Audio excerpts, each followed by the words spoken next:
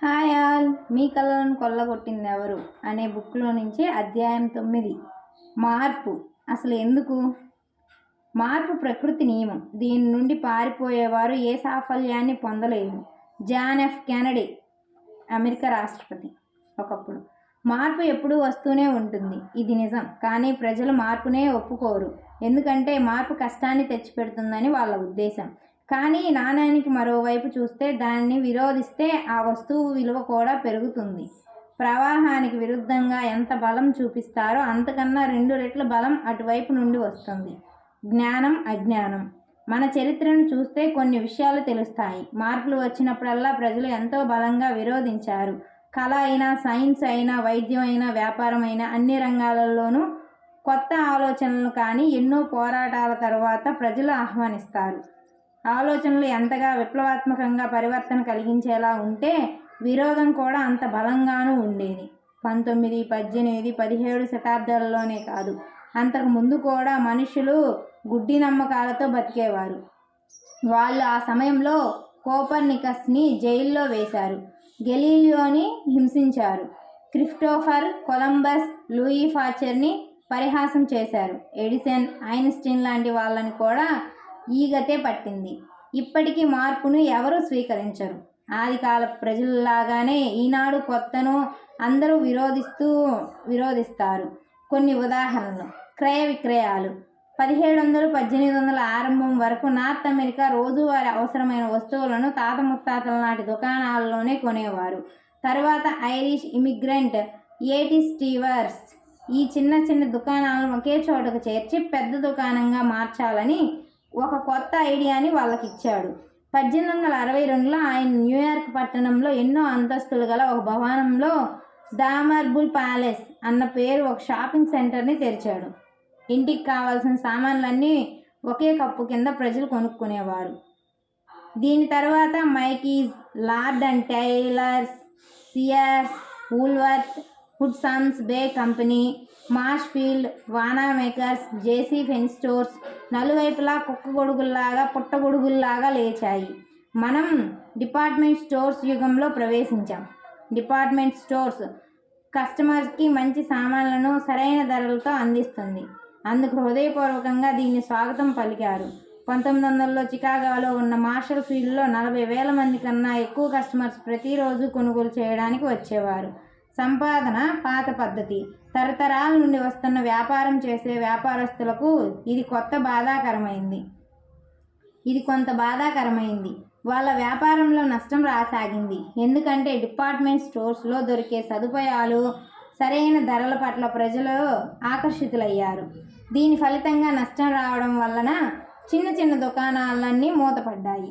వ్యాపారాలందరూ ఎదిరించి నిలబడగలిగాయి అని అనుకున్నారు. మార్పును వాళ్ళు ఏమాత్రం అంగీకరించలేదు. పాత వ్యవస్థనే మళ్ళీ పునరుస్థాపితం చేయాలని అనుకున్నారు. దీనికి రాజకీయంగా రంగును పూశారు. ఈ వ్యాపారాల సంఖ్య వేలల్లో ఉంది. తమ ఓట్లను అడ్డు పెట్టుకొని కొంత పోరాటం జరిపారు. అయినా అంతగా ఏమీ సాధించలేకపోయారు. 19వ శతాబ్దం నుండి 20వ శతాబ్దం దాకా డిపార్ట్మెంట్ స్టోర్స్ అందరినీ ఆకర్షిస్తూనే ఉంది. ఇంతలో ఒకసారి షాపింగ్ మాల్ అనే కొత్త ఆలోచన తలెత్తింది. ఈ కొత్త ఆలోచన పాత వ్యాపారాల పునాదులను కదిల్చివేసింది. నేను ఇంతకు ముందే చెప్పాను, విరోధం మార్పు అనే మంటకి నెయ్యిలా పనిచేస్తుంది. మీరు ఎందుకు వచ్చే రైలును కూడా ఆపగలరేమో, కానీ మార్పు అనే తుఫాను ఆపడం, తొక్కివేయడం అసంభవం. ఎందుకంటే ఈ మార్పు కస్టమర్లకు లాభాన్ని కలిగిస్తోంది. Shopping centres, malls, department stores మార్కెట్ని తన వశం చేసుకుంది. అప్పుడు చిరు వ్యాపారస్తులు మేల్కొన్నారు. వాళ్ళు దీన్ని వాళ్ళ కోసం ఉపయోగించుకోవాలి అన్న ఆలోచనలో పడ్డారు. ఆటోమొబైల్స్ ఊళ్ళకి, నగరాలకి మధ్య దూరాన్ని తగ్గించే ప్రయత్నం చేసింది. చిన్న చిన్న దుకాణదారులు ఒకటిగా అయ్యి షాపింగ్ సెంటర్స్ని ఆరంభించారు. ఈ మార్పును స్వీకరించని వాళ్ళు అట్లాగే ఉండిపోయారు. మెల్లిమెల్లిగా షాపింగ్ సెంటర్ల వైపు ఆకర్షణ పెరిగింది. డెవలపర్స్ ఎన్నో అంతస్తుల భవనాలను నిర్మించారు. వీటిని స్థాపించి షాపింగ్ మాల్స్ అని పేరు పెట్టారు. షాపింగ్ మాల్స్ త్వరలోనే నార్త్ అమెరికా ప్రజల జీవితంలో ఒక భాగం అయిపోయాయి. కానీ ఇప్పుడు డిపార్ట్మెంట్ స్టోర్స్, మాల్స్ తమ అస్తిత్వాన్ని కోల్పోయే పరిస్థితికి ఏర్పడుతోంది. ఫ్యూచరిస్ట్ ఫెయిత్ పాప్కార్న్ తన ప్రసిద్ధమైన బాగా అమ్ముడుపోయిన పుస్తకం ది పాప్కార్న్ రిపోర్ట్లో ఇట్లా రాశారు. కొనుగోలు చేసే ఈ పద్ధతి ఇక ఇప్పుడు విఫలం అవుతోంది. విసుగ్గా అనిపిస్తోంది. ఇక ఇది పాతబడిపోతోంది. డైనోసర్లా ఇప్పుడు కస్టమర్లందరికీ అన్ని వస్తువులు లభింప చేయడమే కష్టంగా ఉంది అన్న ఆలోచన యాజమాన్యంలో కలిగింది. ఇక ఇట్లా మెయింటైన్ చేయడం అసంభవం. గెలుపులేని యుద్ధం. ఒకప్పుడు మార్పును తీసుకువచ్చి విజేత అయిన డిపార్ట్మెంట్ స్టోర్స్ ఈనాడు వచ్చిన మార్పు వలన యుద్ధంలో గెలవలేకపోయింది. అయినా ఏం జరిగింది? Monster malls, discount stores, specialist shops, catalogues, e-commerce site వాటి స్థానాన్ని అవి ఆక్రమించుతున్నాయి అనిపిస్తోంది. 1974లో కన్నా ఈ డిపార్ట్మెంట్ స్టోర్స్ అమ్మకాలు 50% తగ్గిపోయాయి.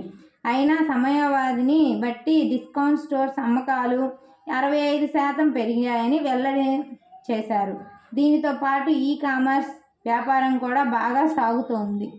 ఈనాడు మాల్స్ అమ్మకాలు కూడా డిపార్ట్మెంట్ స్టోర్స్ లాగా పడిపోయాయి.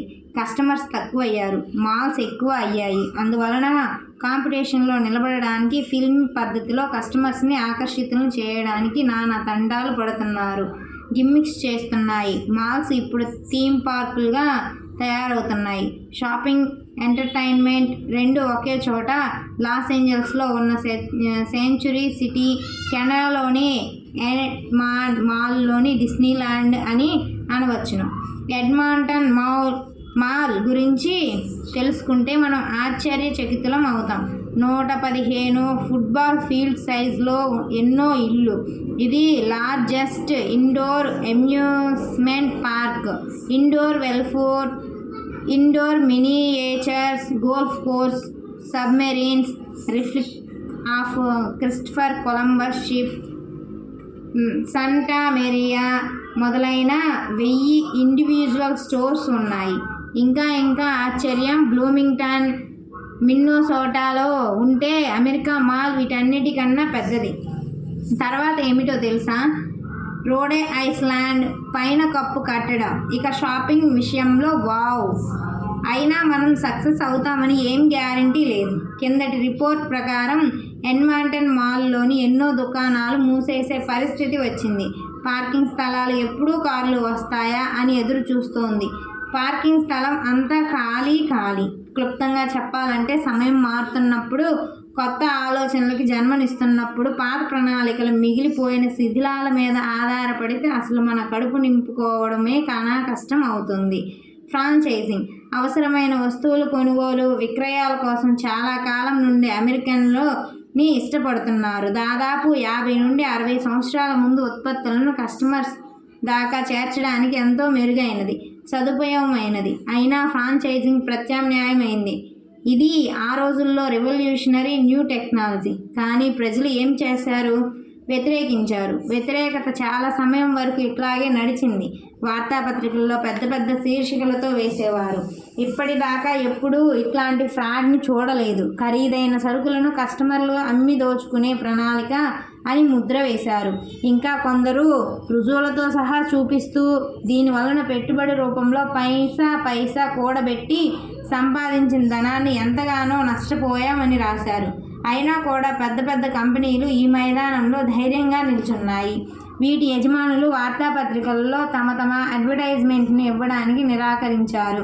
కొన్ని డిపార్ట్మెంట్ స్టోర్స్ కథలలాగా అనిపిస్తున్నాయి కదూ.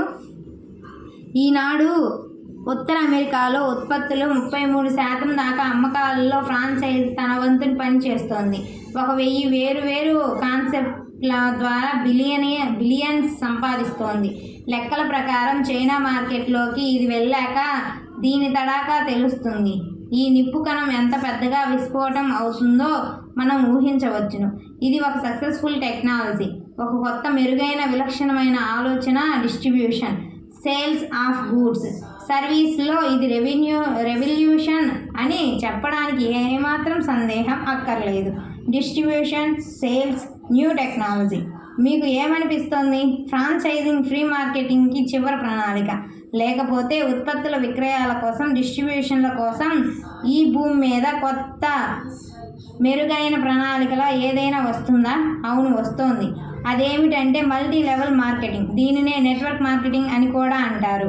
Department stores chains, discount stores, shopping stores, malls, ఫ్రాంచైజింగ్లను ఎంతగా వద్దన్నారో అంతకన్నా రెట్టింపు వ్యతిరేకం నెట్వర్క్ మార్కెటింగ్ పట్ల జరిగింది. దీనిని ఇల్లీగల్ అన్నారు, పరిహాసం చేశారు. దీనికి వ్యతిరేకంగా చట్టాలను కూడా తయారు చేశారు. అయినా ఈనాటికి ఇది 3 పువ్వులు 6 కాయలుగా వర్ధిల్లుతోంది. ఇప్పుడు ఎవరు నవ్వుతారో నవ్వండి. చరిత్ర. ఉత్తర అమెరికాలో డైరెక్ట్ సెల్లింగ్ చరిత్ర చాలా ఉంది. 1600వ సంవత్సరంలో ఎన్కి పెడ్లర్స్ ఊరు వాడ నగరాలలో తిరిగి ఇంటి సామానులను అమ్మేవాడు. దీని తరువాత 1800వ సంవత్సరంలో సిఆర్స్ అండ్ రీబాక్స్ జన్మదాత రిచార్డ్ సిఆర్స్ ప్రపంచంలోని మొదటి నెట్వర్క్ మార్కెటింగ్ని స్థాపించాడు. దీంట్లో సిఆర్స్కి అటాచ్ అయిన మెంబర్లు తమకు తెలిసిన వాళ్ళని మెంబర్లుగా చేసేవారు, పాయింట్స్ని ఇచ్చేవారు. తర్వాత వీళ్ళు ఆ పాయింట్స్ని బట్టి ఉత్పత్తులను కొనుగోలు చేసుకోవచ్చు, లేకపోతే వీటికి బదులుగా డబ్బులు తీసుకోవచ్చు. 1900వ సంవత్సరంలో సిజే వాకర్ అనే ఆఫ్రికన్ అమెరికన్ మహిళ కొందరికి నెట్వర్క్ మార్కెటింగ్ ద్వారా తన hair, skin products commission basis మీద అమ్మే అవకాశం కల్పించింది. ఆ తర్వాత ఏమీ చదువుకొని ఆమె పర్సనల్ డెవలప్మెంట్ ట్రైనింగ్ లేకుండా వ్యాపారాన్ని ముందుకు సాగించడం కష్టం అన్న సంగతిని తెలుసుకుంది. అందువలన ఆమె వివిధ పట్టణాల్లో ఉన్న తన ప్రతినిధులను ట్రైనింగ్ ఇచ్చే ఏర్పాటు చేసింది. 1917 ఆమె చనిపోయే సమయానికి మొత్తం ఉత్తర అమెరికాలో 20,000 సొంత కార్యకర్తలను ఆ కంపెనీకి పనిచేసేవారు. గిన్నిస్ బుక్ ఆఫ్ వరల్డ్ రికార్డులో వాకర్ అమెరికాలో స్వయం కృషితో ధనవంతురైన మొదటి మహిళగా పేర్కొనబడింది. మాస్టర్ సిఆర్స్, మేడం వాకర్ తాత ముత్తాతల నాటి వ్యాపారాలు కాకుండా కొత్త వ్యాపారస్తులకి ప్రోత్సాహం కలిగేలా ఒక వేదికను తయారు చేశారు. దీనివలన ప్రజల్లో కొత్త ఆశ చిగురించింది. ఒక కొత్త అలా డబ్బు సంపాదించే అవకాశాలు అన్నీ కలిగింది. అందువలనే నేను కిందటి అధ్యాయాల్లో దీనిని కొత్త యుగంలో కొత్త వ్యాపారం అని చెప్పాను. దీనిని కనిపెట్టడానికి ఎన్నో ఏళ్లు గడిచాయి. ఆర్థిక విశ్లేషజ్ఞుల ఉద్దేశంలో భవిష్యత్ ఎంతో ఉజ్వలమైనది. మీ కళ్ళు మిరుమిట్లు గొలుపుతాయి. చరిత్ర మళ్ళీ రిపీట్ అవుతుంది. ఇది నా నమ్మకం. Multi level marketing, department stores, ఫ్రాంచైజీలకు ఎంతో విలువ పెరిగింది. కానీ వీటిని కూడా తలదన్నుతూ కొత్త వ్యాపారం ఇప్పుడు 3 పువ్వులు 6 కాయలుగా పెరుగుతోంది. ఎందుకు అన్న ప్రశ్న వేసుకున్నారు కదూ? కళ్ళు తెరిచి మీ చుట్టూ పక్కల చూడండి. ఇదంతా జరగడం మొదలైపోయింది. ఈ అధ్యాయం అనేది ఇంతటితో కంప్లీట్ అయింది. నెక్స్ట్ మళ్ళీ ఇంకొక అధ్యాయంతో మళ్ళీ మీ ముందుకు రావడం జరిగింది. మీరు పని చేసుకుంటూ కూడా వీటిని వినడం ద్వారా మీకు ప్రజెంట్ ఈ 21వ శతాబ్దంలో మనం రిచెస్ట్ పర్సన్స్ అవ్వడానికి ఏది మంచి దారి అనేది మీకే ఒక క్లారిటీ వస్తుంది. మీకు కానీ వీలైతే ఈ మీ కళలను కొల్లగొట్టేది ఎవరు అనే బుక్ని తెప్పించుకొని ఒకసారి చదవండి. మీరు చదివితే మీకు ఇంకా బాగా అనిపిస్తుంది. Thank you for listening. ప్రతి చాప్టర్ని వినండి, మీకు అప్పుడు ఒక క్లారిటీ వస్తుంది. Thank you so much. Thank you for listening. Thank you. Signing off. Bye bye.